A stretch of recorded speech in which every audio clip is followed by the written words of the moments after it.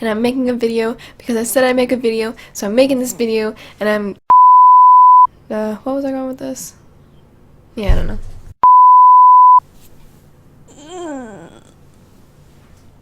Okay.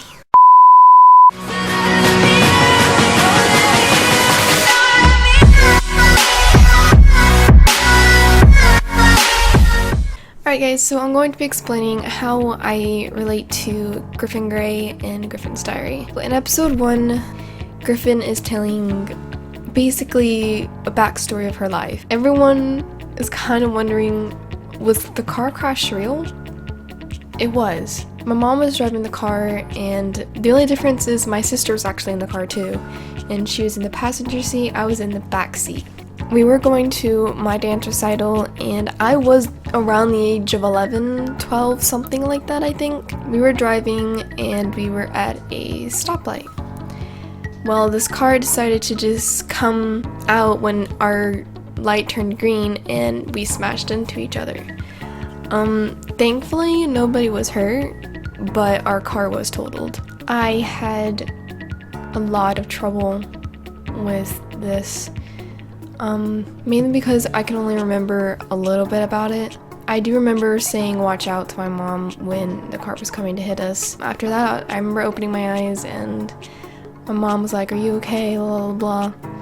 And a bunch of people were coming, and then the police and stuff came. My dad had to come and get us, and I missed my dance recital. We went back home, and that was the end of that. But yeah, thankfully nobody was hurt. I always wondered, like, a lot of people get hurt in car crashes, and I wasn't one of them. And I know that it was a miracle. The only scene that I actually do relate to in the first episode is only the first scene where she's talking about herself. Everything after that is just something that I made up. So in episode 2, you guys are probably wondering, what do I relate to in episode 2? Actually, not a lot. The first scene where she's talking about labels is actually something that I do relate to. I never understood labels and why people gave other people labels. It never made sense to me, and it still doesn't make sense. It was something that I really wanted to put in the series and to show people that labels aren't anything. They don't make you who you are, it's just something someone says. And it really just bugged me, so I really wanted to put that in the series, along with all of this bullying and how you can change your life. You can get out of bullying. Or I was once called an outcast once, and I never thought of it.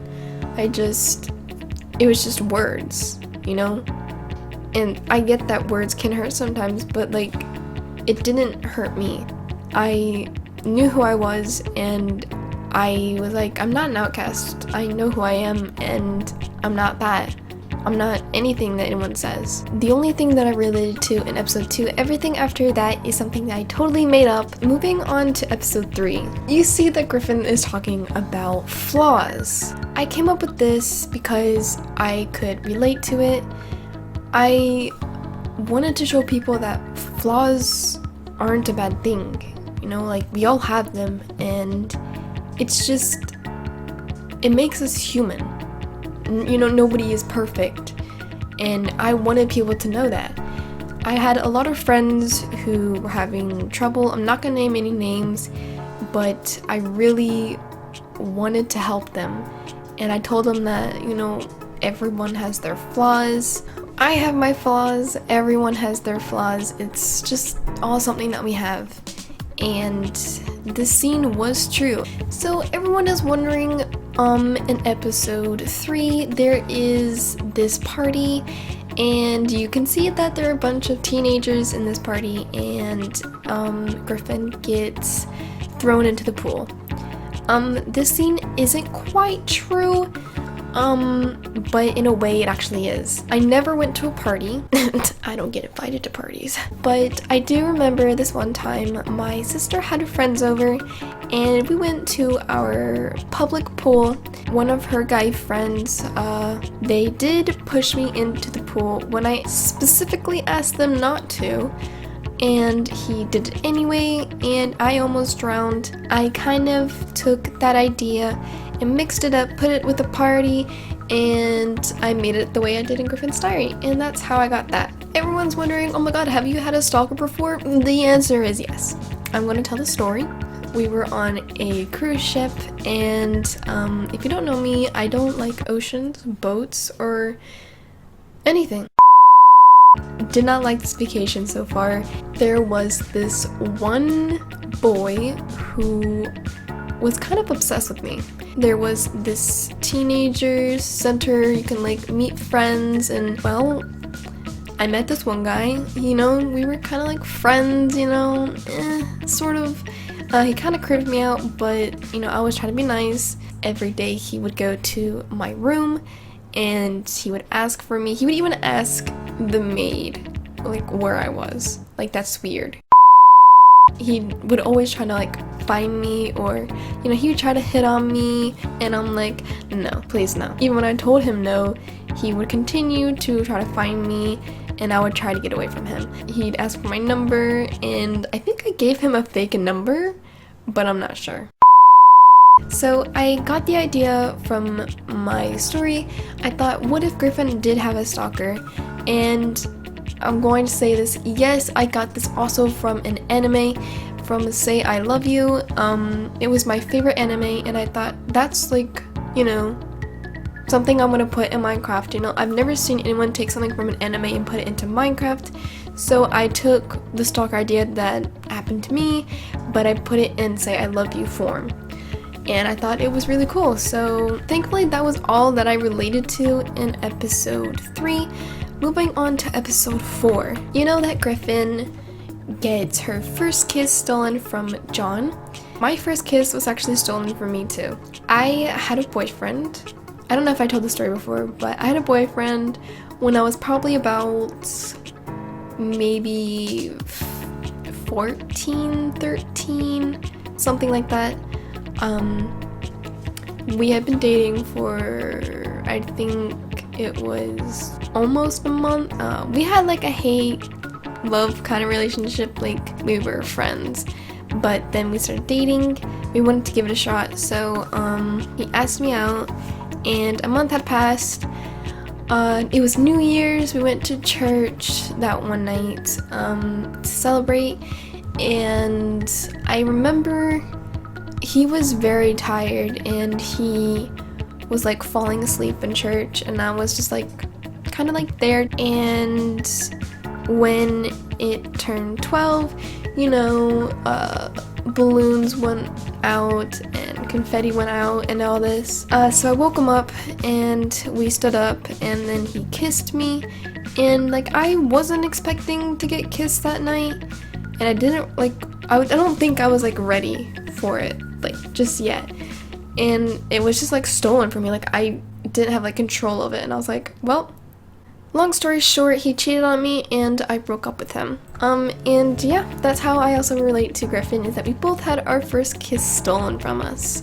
So in episode 4, you can tell that in a flashback that Griffin and Klaus, her best friend, her boyfriend Connor had kissed Rebecca and cheated on her. So this is something I relate to based on my first kiss story. We both were cheated on, and that's how that happened. That was true as well. Thankfully, that was all that I actually did relate to in episode 4. I did relate to quite a few things in it. Episode 5. The first scene, she talks about how people come and they go, and how people should forgive, but they should never forget about it. That's something that really speaks to me. I've had a lot of people come in my life and they go, and I really wanted to put it in Griffin's Diary because I feel like a lot of people could relate to that, you know, and I was having trouble with some friends, but I got over that. And then another friend of mine, he or she couldn't forgive me for something for a long time, and I thought that this line really meant a lot, because I'm talking about how they should forgive but they shouldn't forget. In the end, we became friends again, I'm not gonna say who or anything because they might not want to be in this video. It just really means a lot, and I want people to remember that. You know, sometimes it can be really hard to forgive something, and you should forgive, but that doesn't mean you have to forget about it. I mean, people do make mistakes, and y'all make mistakes too. It's back to that thing where nobody's perfect. I related to that so much. There is one thing I do want to clear up with everyone before I move on. My parents are not divorced, they are happily married. My father does work a lot, and I don't really see him, but I do, and I know that he loves me, and I love him. But my parents love each other, they're not getting a divorce or anything like that. I'm pretty close with my mom now. I wanted to say that to people, that my parents are okay, my parents aren't divorced. It's just something that I put into the story. That was all that I related to in episode 5. Everything else was just something that I made up and went along with the story. Moving on to episode 6. So I hope you guys like this video. Make sure to give it an like. Comment down below of what you relate to in Griffin'S diary. And yeah, make sure to subscribe, and I'll see you guys in the next video.